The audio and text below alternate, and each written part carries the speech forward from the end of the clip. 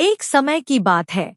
गर्मियों के दिनों में एक चींटी बहुत प्यासी थी और वो अपनी प्यास बुझाने के लिए पानी की तलाश कर रही थी। कुछ देर आसपास तलाश करने के बाद वह एक नदी के पास पहुंची। सामने पानी था, लेकिन पानी पीने के लिए वह सीधे नदी में नहीं जा सकती थी। इसलिए वह एक छोटे से पत्थर के ऊपर चढ़ गई। लेकिन जैसे ही उसने पानी पीने की कोशिश की, वह गिरकर नदी में जा गिरी। उसी नदी के किनारे एक पेड़ था, जिसकी टहनी पर एक कबूतर बैठा था। उसने चींटी को पानी में गिरते हुए देख लिया। कबूतर को उस पर तरस आया और उसने चींटी को बचाने की कोशिश की। कबूतर ने तेजी से पेड़ से एक पत्ता तोड़कर नदी में संघर्ष कर रही चींटी के पास फेंक दिया। चींटी उस पत्ते के पास पहुंची और उस पत्ते में चढ़ गई। थोड़ी देर बाद पत्ता तैरता हुआ नदी किनारे सूखे आ गया।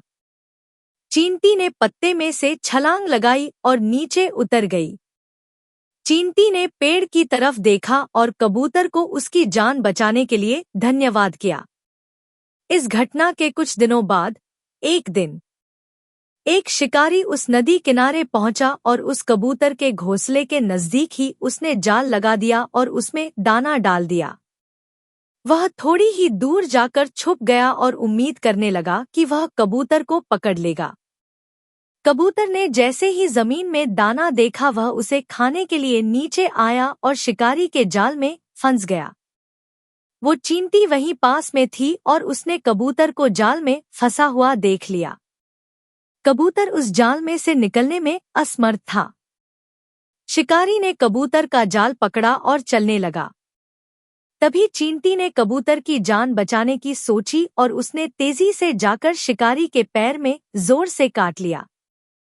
तेज दर्द के कारण शिकारी ने उस जाल को छोड़ दिया और अपने पैर को देखने लगा।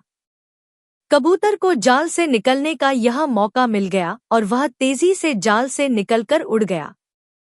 सीख कर भला हो भला।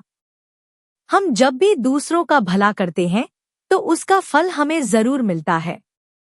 कबूतर ने चींटी की मदद की थी और उसी मदद के फलस्वरूप मुश्किल समय में चींटी ने कबूतर की जान बचाई।